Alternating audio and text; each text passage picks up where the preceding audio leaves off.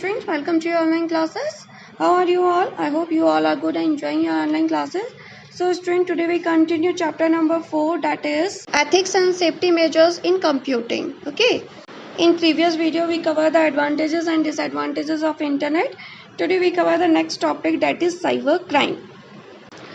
That is cyber crime. Cyber crime is an illegal activity. Cyber crime जो होता है कैसी एक्टिविटी है? एक इलीगल एक्टिविटी है. मीन्स इंटरनेट का यूज़ करके कुछ लोग क्या करते हैं, किसी और के अकाउंट को हैक कर लेना, या फिर उसको कुछ एडवर्टाइजमेंट के थ्रू लालच देना, या फिर कुछ किसी की क्रेडिट कार्ड की डिटेल्स को चुरा लेना, उस डिटेल्स को चुरा के उसके क्रेडिट कार्ड को किसी और प्रोडक्ट के लिए यूज़ कर लेना. ये सब चीज़ें किस में आती है? साइबर क्राइम के अंदर आती है. ठीक है, जिसमें कोई क्या करता है, इंटरनेट का गलत फ़ायदा उठाते हुए कंप्यूटर से किसी दूसरे कंप्यूटर की इंफॉर्मेशन को हैक करके निकाल लिया जाता है. उसके बाद उस इंफॉर्मेशन का मिसयूज़ किया जाता है.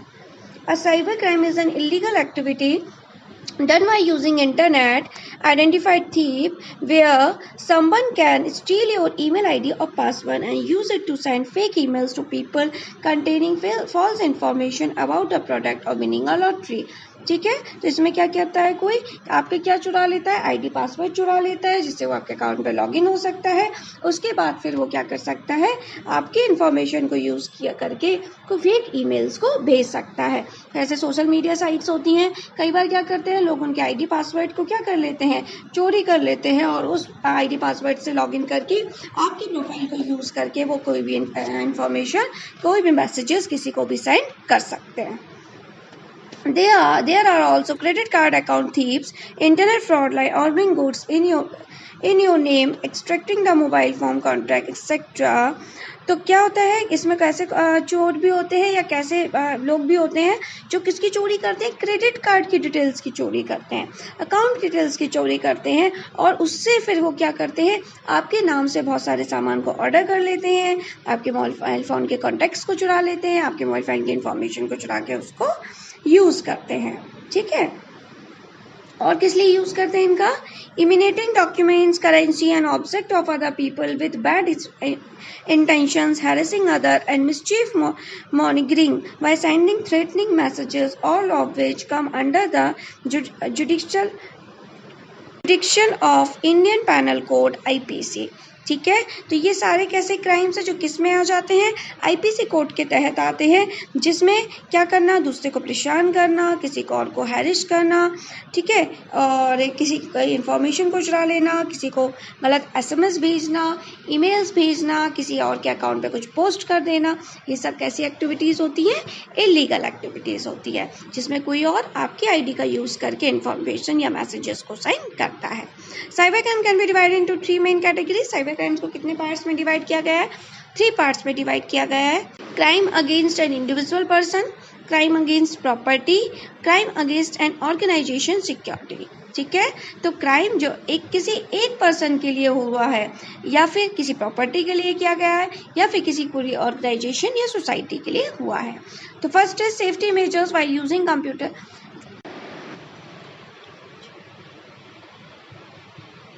Okay, next topic is safety measures by using computer and internet. So, some safety measures which should be taken while using computer of internet are, तो हमें इंटरनेट को यूज़ करते में कौन से सेफ्टी मेजर्स रखने हैं. First, always suffer the internet under the supervision of your parents. आपको हमेशा इंटरनेट किसके अंडर में चलाना चाहिए, अपने पेरेंट्स के अंडर में चलाना चाहिए. मीन्स जो छोटे छोटे बच्चे हैं उनको पेरेंट्स कंप्यूटर या मोबाइल सेलफोन चलाने देते हैं, तो उनको क्या करना चाहिए, हमेशा देखते रहना चाहिए कि बच्चे क्या सर्च कर रहे हैं क्या नहीं. तो पेरेंट्स के सुपरविजन में ही बच्चों को इंटरनेट यूज़ करना चाहिए. Use a strong password to minimise the changes of the attack of hackers and crackers. A strong password is at least 6 characters. More the characters stronger than password with a combination of letters, number and symbols. आपको जो आपके account का password में वो password आपको कैसे रखना है, कम से कम स्ट्रॉन्ग पासवर्ड क्रिएट करना है। स्ट्रॉन्ग पासवर्ड आप कैसे क्रिएट कर सकते हैं, तो उसमें आपको कम से कम 6 कैरेक्टर्स रखने हैं। इसके साथ ही इसमें किसको इंक्लूड करना है, स्पेशल कैरेक्टर्स को इंक्लूड करना है, सिंबल्स को इंक्लूड करना है, नंबर्स को इंक्लूड करना है, या और कैपिटल लेटर्स का भी आप यूज़ कर सकते हैं। इससे आपका क्या होगा, जो हैकर्स होंगे और वो क्या कर पाएंगे, आपके पासवर्ड को ब्रेक नहीं कर पाएंगे, आपके पासवर्ड को अज्यूम नहीं कर पाएंगे।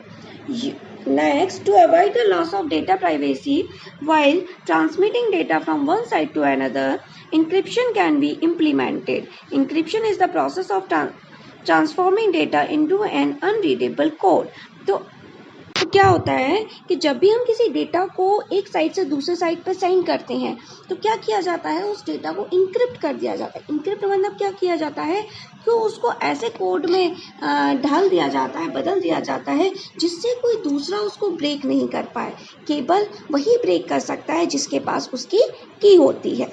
ठीक है, तो उसको क्या किया जाता है, इंक्रिप्ट कर दिया जाता है। फॉर एग्जांपल आपने एटीएम में देखा होगा, एटीएम मशीन जब आप यूज़ करते हैं, एटीएम से पैसे निकालते हैं, तो जब आप पिन नंबर डालते हो तो पिन नंबर किस में कन्वर्ट हो जाता है, एक एस्ट्रिक के साइन में कन्वर्ट हो जाता है, जिससे कौन सा फॉर्म होता है, डेटा का इंक्रिप्टेड फॉर्म होता है, जिससे कोई और उस पिन नंबर को देख के उसको रीड नहीं कर सकता।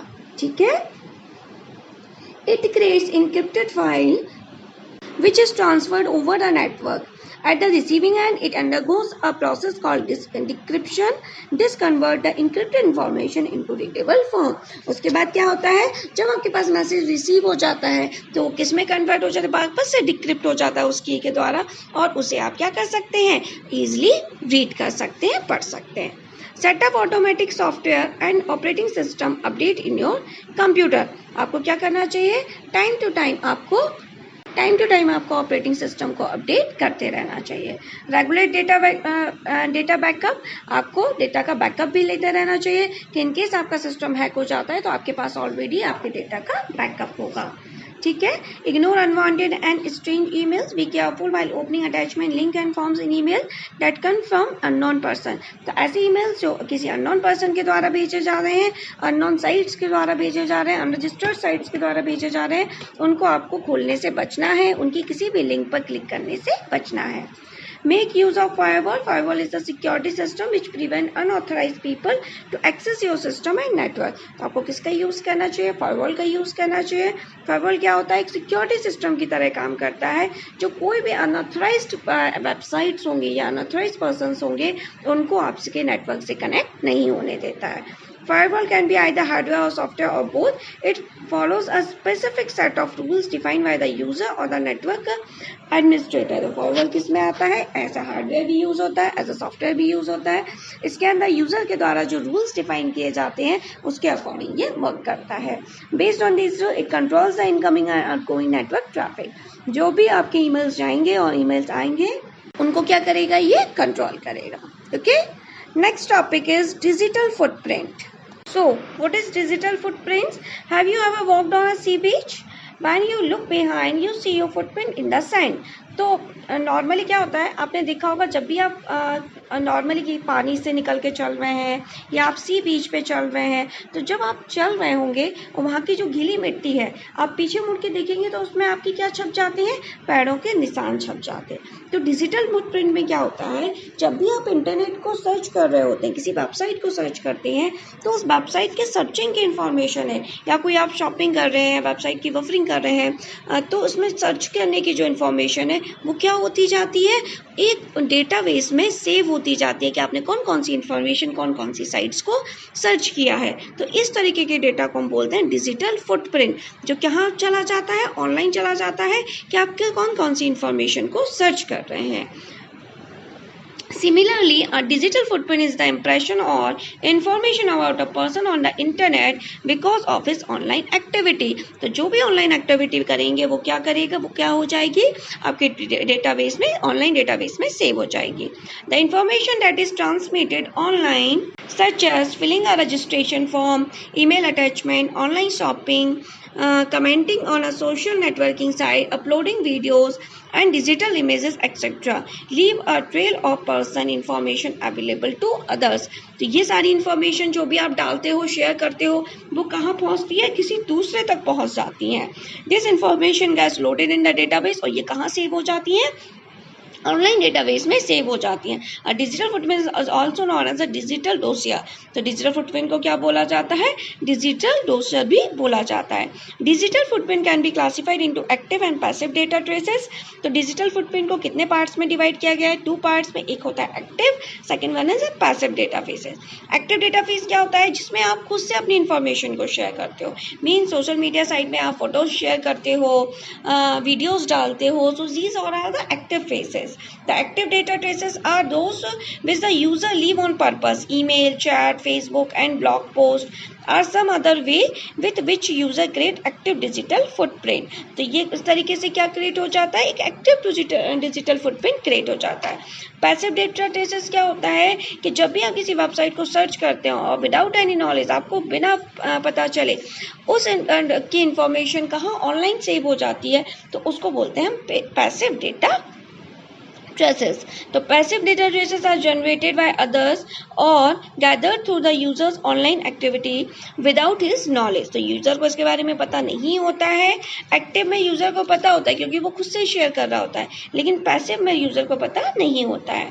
Some activities to which passive data traces are created including suffering the sites for searching information, online shopping, etc. तो क्या होता है? कई बार आपने देखा होगा जब आप किसी वेबसाइट पे एक इन्फॉर्मेशन को सर्च करते हैं तो फिर आप कोई भी अदर वेबसाइट चलाएंगे तो आपको उसी इन्फॉर्मेशन के एडवर्टाइजमेंट्स आपको बार बार मिलने लगते हैं. ऐसा क्यों होता है? क्योंकि जब भी आप किसी इन्फॉर्मेशन को सर्च करते हो तो ऑटोमेटिकली उस वेबसाइट की कुकीज़ आपके सिस्टम में सेव हो जाती है, जो क्या करती है, जो भी आप सर्च कर रहे होते हो वो सारी की सारी इन्फॉर्मेशन उठा के वो किसके साथ शेयर कर देती है? वो ऑनलाइन डेटा के साथ शेयर कर देती है. जिससे क्या पता चल जाता है? जो ऑनलाइन वर्क कर रहे होते हैं लोग, उनको पता चल जाता है कि आप किस चीज़ में इंटरेस्टेड हैं, उसी से रिलेटेड एडवर्टाइजमेंट आपको शो कर दिए जाते हैं. Okay. Result of digital footprints. Next is result of digital footprints. All of our online activities leave behind footprints. जो हमारी online activities है वो किस पे डिपेंड करती है? footprints पे. This information can be used in a positive or a negative way. इसको as a positive और negative way में भी लिया जा सकता है. Positive कब? जब कोई information जो cookies सेव होती है उससे related अगर आपको information दी जा रही है तो it's a positive way हो गया. Negative अगर आपकी information का गलत यूज कर लिया जा रहा है. Follow the given rules while using the internet. First, never post any abusive comment. आपको कोई भी गलत कमेंट और किसी के लिए भी कोई भी अब्यूसिव या फिर कोई भी गलत कमेंट पास नहीं करना है, वो आपको शेयर नहीं करना है. The privacy setting of your social media account should be such that only your family and friends can view your post. तो आपकी सोशल मीडिया जो साइट्स है उस पर आपको क्या रखनी है? सिक्योरिटी रखनी है. आपकी जो पोस्ट है वो किसके साथ शेयर हो? आपके फैमिली और फ्रेंड्स के साथ ही केवल दिखाई दें, बाकी और किसी को भी ये ना दिखाई दे, ताकि कोई और इनका यूज ना कर पाए. Never log on the website which have